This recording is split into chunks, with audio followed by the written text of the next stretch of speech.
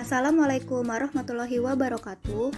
Kami akan menjelaskan tentang alat strategi manajemen yang beranggotakan Roni Baharudin, Evi Aryani Tarigan, Linda Angelita, dan Esther Noviana Manalu.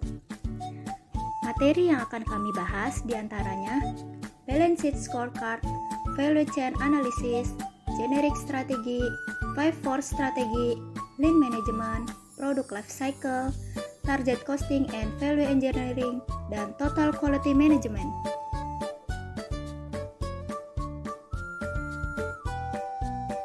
Yang pertama, Balance Scorecard.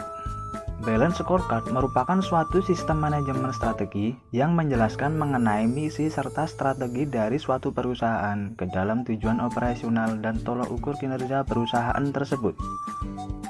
Suatu mekanisme pada sistem manajemen yang mampu menerjemahkan visi serta strategi organisasi ke dalam suatu tindakan yang nyata di lapangan. Sehingga Balance Scorecard menjadi salah satu alat manajemen yang terbukti membantu banyak perusahaan dalam mengimplementasikan strategi bisnisnya. Dengan Balance Scorecard, kita dibantu untuk merinci suatu visi organisasi menjadi 4 perspektif, yaitu keuangan, pelanggan, proses bisnis internal, dan pembelajaran pertumbuhan. Di dalam Balance Scorecard, pengukuran finansial memiliki 2 peranan penting, yaitu semua perspektif bergantung pada pengukuran finansial yang menunjukkan implementasi dari suatu strategi yang telah direncanakan. Dan yang kedua adalah memberi dorongan kepada 3 perspektif yang lainnya mengenai target yang harus dicapai oleh perusahaan.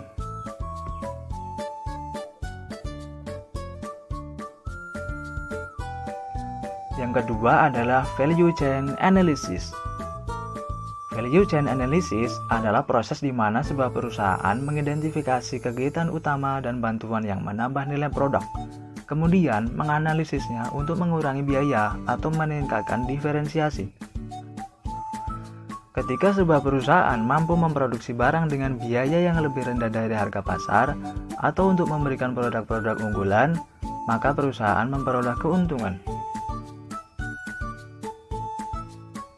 Porter Value Chain berfokus pada sistem dan bagaimana input diubah menjadi output yang dibeli oleh konsumen. Menggunakan sudut pandang ini, Porter menggambarkan rantai kegiatan umum untuk semua bisnis, dan ia membagi mereka ke dalam primary activity dan support activity. Di dalam primary activity, terdapat 5 aktivitas, yaitu inbound logistik, operation, outbound logistik, marketing and sales, dan service. Sedangkan di support activity terdapat 4 aktivitas, yaitu procurement, technology development, human resource, dan firm infrastructure. Nah, gabungan antara primary activity dan support activity ini pada akhirnya akan menghasilkan margin. Yang ketiga, generic strategis. Generic strategis Porter adalah suatu gagasan yang dikemukakan oleh Michael Porter yang menjelaskan 3 jenis strategi yang umum digunakan perusahaan dalam mencapai dan menjaga keunggulan kompetitifnya. Strategi keunggulan kompetitif hanya dibagi menjadi 2 dimensi, dilihat dari cakupan target pasar dan cara penerapan strategi pemasaran, dan hasilnya membuahkan 3 buah strategi seperti yang ditunjukkan oleh gambar berikut. Yang pertama, leadership, the cost leadership strategy. Strategi ini adalah bagaimana bisnis kita menjadi lowest cost prosedur among the competitor, memiliki harga produk yang paling murah dibanding pesaing. Akan tetapi, hal ini juga mengakibatkan bisnis kita terancam jika ada kompetitor yang memiliki cara yang lebih efisien dan efektif dari kita. Yang kedua, differentiation, the differentiation strategy. Dalam strategi ini, kita harus terus-menerus mengembangkan produk kita untuk dapat terus bersaing, atau kita akan kalah bersaing dengan pesaing yang mampu membuat diferensiasi produk yang lebih baik dari kita. Dan yang ketiga, the focus strategy. Membangun brand loyalty pada customer dan tetaplah fokus pada niche market, karena jika kita memiliki produk yang terlalu umum, maka kemungkinan kita akan kalah bersaing dengan produk yang mengedepankan cost leadership atau harga murah dan differentiation unik. Yang keempat, 5-4 strategy. Teori 5 Force. oleh Michael Porter merupakan sebuah gagasan yang sederhana, namun sangat bermanfaat untuk mengidentifikasi pesaing yang terjadi dalam lingkungan bisnis. Teori ini juga dapat membantu organisasi untuk mengidentifikasi potensi ancaman dan peluang yang perlu diantisipasi oleh perusahaan. Dalam teorinya, Porter mendorong organisasi untuk melihat melampaui apa yang dilakukan oleh para kompetitor untuk menemukan faktor lain yang memberi dampak pada posisi dan kekuatan sebuah organisasi dalam lingkungan bisnis. Menurut Porter, berikut adalah 5 faktor yang mempengaruhi posisi dan laba sebuah organisasi. Yang pertama, competitive rivalry. Jumlah serta kekuatan kompetitor yang dimiliki. Saat tingkat persaingan sedang tinggi, perusahaan dapat menarik pelanggan dengan beragam potongan harga dan kampanye marketing yang gencar. Yang kedua, supplier power. Semakin banyak pilihan supplier yang dimiliki, maka semakin mudah pula untuk membandingkan para supplier untuk mendapatkan harga yang lebih terjangkau. Yang ketiga, buyer power. Bila Anda hanya berurusan dengan beberapa pelanggan yang cerdas atau memiliki banyak pilihan, maka mereka memiliki kekuatan yang lebih besar daripada Anda. Sebaliknya, jika posisi Anda akan meningkat bila Anda memiliki banyak pelanggan. Yang keempat, trade-off substitution. Faktor ini mempertimbangkan kemungkinan pelanggan untuk menghasilkan produk atau layanan seperti yang Anda hasilkan. Dan yang terakhir, trade-off new entry.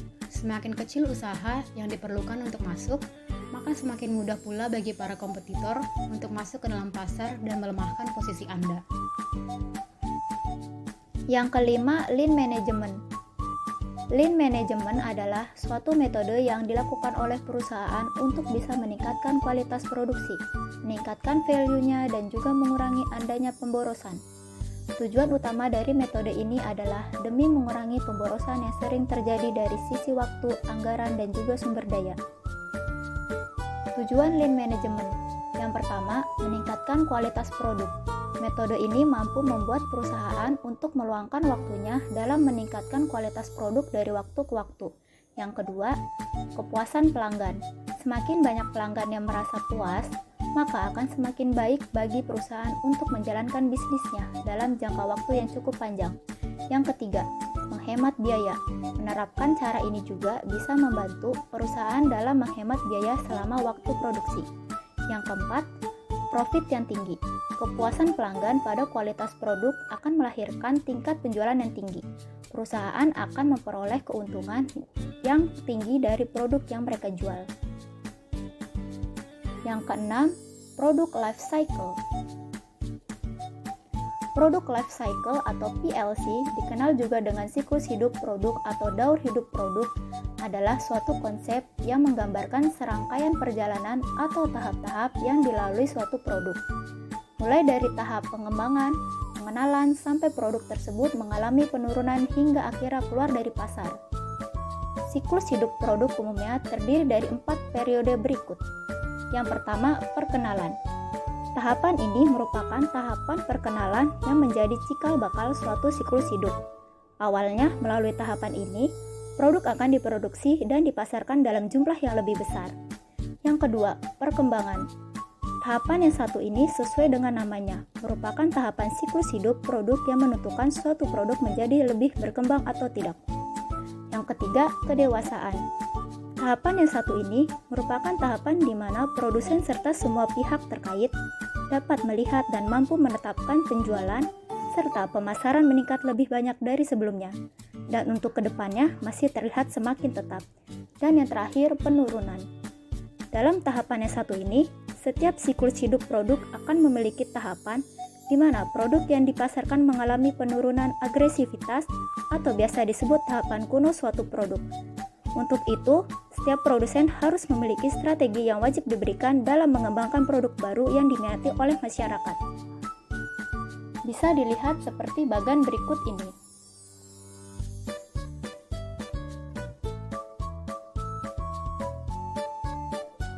Yang ketujuh, target costing dan value engineering. Target costing adalah metode yang efektif dalam upaya pengurangan biaya produksi melalui pengevaluasian terhadap nilai produk atau value engineering dalam mempertahankan kepuasan yang diperoleh konsumen.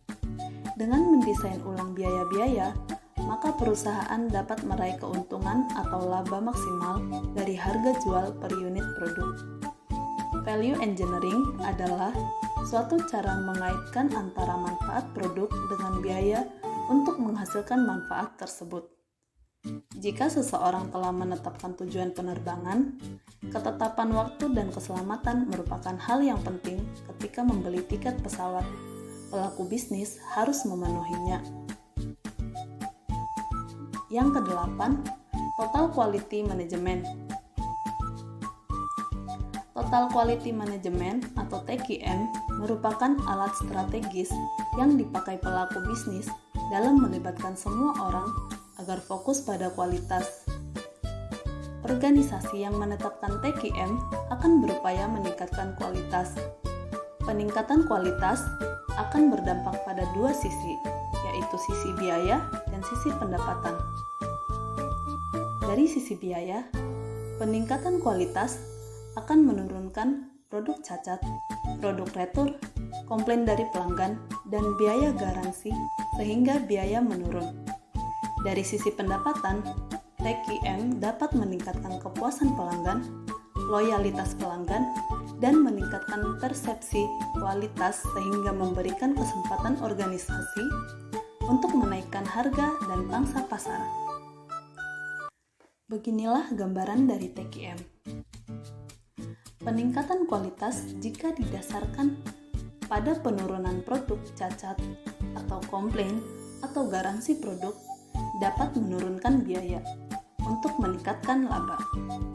Jika didasarkan pada peningkatan kepuasan pelanggan atau meningkatkan persepsi kualitas, dapat meningkatkan potensi kenaikan harga dan meningkatkan pangsa pasar untuk meningkatkan laba.